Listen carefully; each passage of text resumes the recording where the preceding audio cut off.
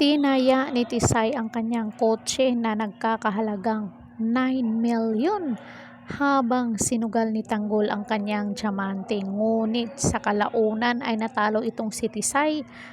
Unang kita ni Tisay at Tanggol at sinugal ni Tisay ang kanyang kotse na nagkakahalagang 9 milyon habang ang taya ni Tanggol ay ang kanyang diamante at sa kabilang upuan ay pera. Subalit ang kabila ay nagkaroon ng 8 na braha, sa kay Barbie naman ay 8 din at sa kay Tanggol siya ang nanalo dahil nakakuha ng 9 at natalo nga itong si Barbie na ang kanyang sinugal ay ang kanyang kotse.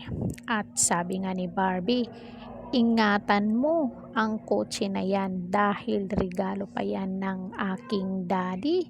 At nag-offer nga to si Tanggol na ihatid na lang kita kung saan ka nakatira. At sabi naman ni Tisay, nagpabook na daw siya ng sasakyan at mukhang itong si Tisay ay sinasadya na talagang pupunta sa casino. Parang may masamang balak dito kay Tanggol.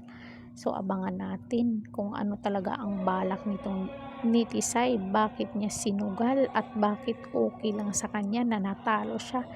It means may balak itong si Tisay, baka kalaban ito ni Tanggol. Isa to sa mga tauhan ni Ramon.